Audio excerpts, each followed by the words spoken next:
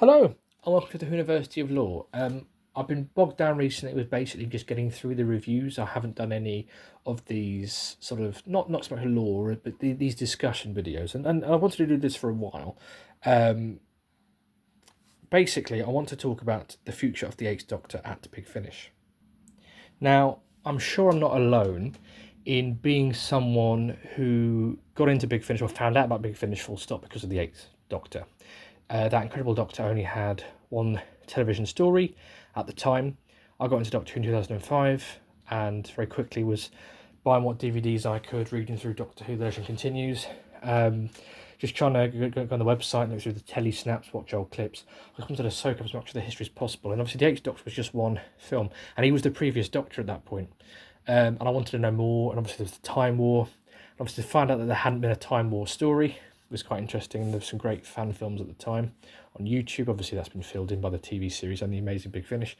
At the time, Big Finish couldn't do Time War. For those of you who've been on the journey for a long time, you'll know that was 2015, so a good 10 years later. But at the time, I just came across the fact that there were these Eighth Doctor stories, and I quickly realised that there were these official licensed productions. I started, ordering particularly the Eighth Doctor and the Sixth Doctor stuff. Intrigued me because obviously that was an era that had also been cut quite short, and I was intrigued by the Frobisher stuff. The first Big Finishers I bought were the Frobishers, actually, those two Frobisher stories with the Sixth Doctor. But after that, it was mainly just Eighth Doctor that I bought for a while, and eventually, when I started to get my own wages, that's when I started buying the rest of the stuff. But Eighth Doctor, yeah, so he had that one TV story in Sharda, the webcast. I remember I watched that over and over and over again on BBC I, and it's great to have it now on the Sharda Steelbook. But yeah, I digress. So the beauty of Big Finish is that they've taken the Eighth Doctor on this incredible journey. There's more shelf of Eighth Doctor for me than any other Doctor. He's so prolific at Big Finish.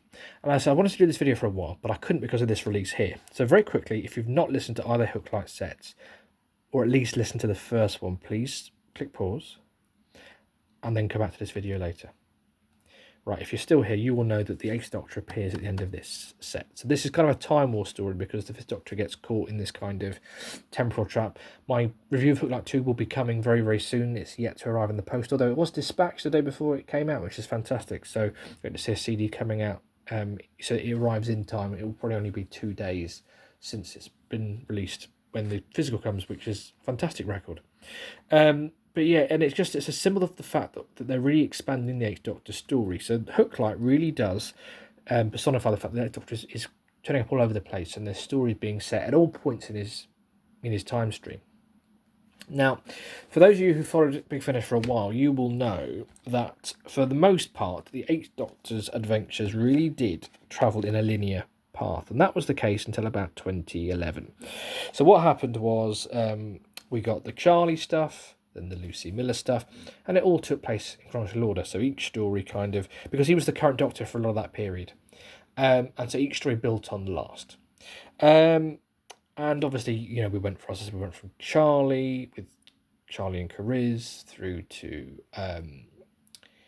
Lucy Miller, Tamsin, obviously Susan and Alex, and then round to the Dark Eye stuff, Molly O'Sullivan, Liv Chenka, Helen Sinclair, and that line has carried on, and it still carries on. Here we've got Echoes, and presumably there's going to be more Eighth Doctor stories with this TARDIS team carrying on this central story. This central story has been going on, and until 2011 it had been constant. And 2011 was when they suddenly did the Mary Shelley trilogy, and up to that point it had pretty much been, other than Sharda perhaps, had been consecutive. But then since then, from 2012, again, it carried on just being in sequence. And then they started doing the Time War stuff in 2015. So we had this central arc going forward, and then we had the Time War stuff as well.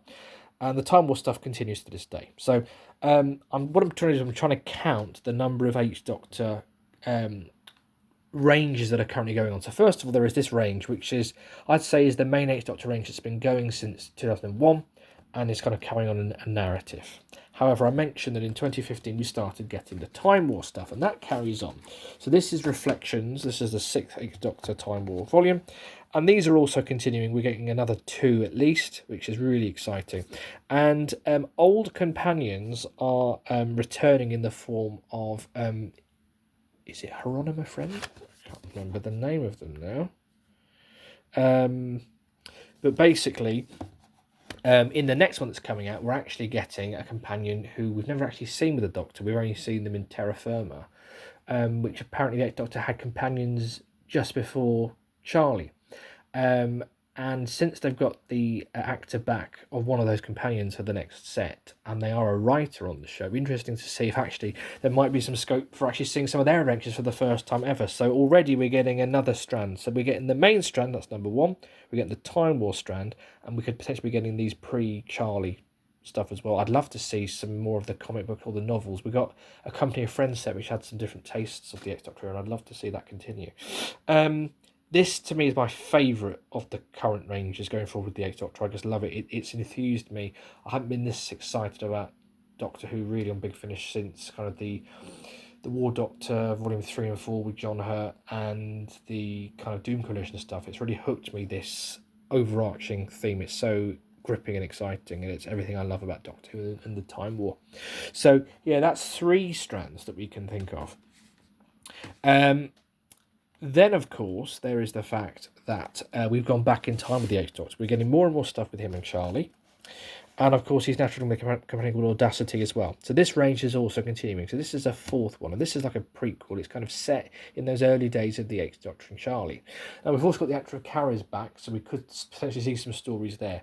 But confirmed, we've currently got the main range, the Time War range, and the Charlie and Audacity range. So this is 3 official ranges, potentially 4 or 5 that we could be dipping into. Now, how could these additional ranges appear? Well, we've got these lovely sets like Planet Crinoid that came out recently, which was set between the Dark Eyes box sets when he's travelling with Liv Shenker on her own. So, yeah, we could have one-off sets where you could have Kariz back, you could have him in the pre-Charlie days, you could have a novel companion, novel adaptation, maybe of a BBC book.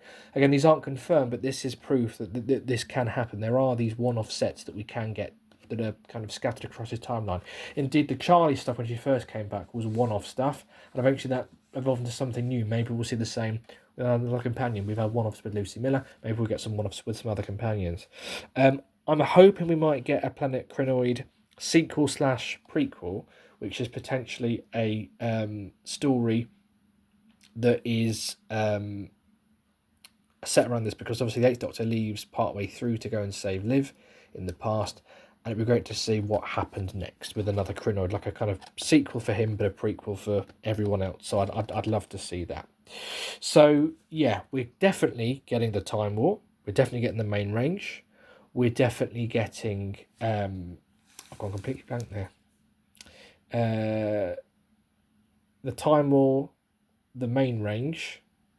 We're definitely getting the Charlie and Audacity stuff. And we're also getting one-off stories with different ones. So that's 4 confirmed already. And obviously the Hooklight was also an example of that, where we get these drip-fed. And again, with the classic Doctor Who monsters, these kind of little Time War stories set around that aren't a part of the main Time War story. They're kind of scattered around. So we'll definitely get more of them. So that's 5. And finally, there's another one that actually I'm really excited about at the moment, which is this. The Paternoster Gang. So he's already appeared in 2 of these sets, and it's clear from the finale to the latest one that we're going to be seeing more of the Eighth Doctor, at least a cameo at the start of the next set, if not a more prolific role in it. And I hope he has a more high-profile role in the next set, because I love his interactions with this team, because they are quite a diverse crew, and I'd love to see the Eighth Doctor as a part of that. So yeah, so we've got a stack of stuff there. So I hope that's kind of giving you a little taste of all the different exploration. The Eighth Doctor's got this massive timeline now, and we're, for the first time ever, we're actually going back and exploring different parts. As I said, for his whole history, we've just been following this sort of linear pattern. Then we were seeing we were building the linear, but also skipping to the end of the time where we were, we were juggling 2. Then we started getting the odd extra set kind of set around the timeline, and now we're getting 4 or 5 different Eighth Doctor ranges all running at the same time. We've got his stuff with Liv and Helen, we've got his stuff with the Time War with Cass and Alex, we're getting his stuff with Charlie and Audacity. We're getting stuff with the Paternoster gang.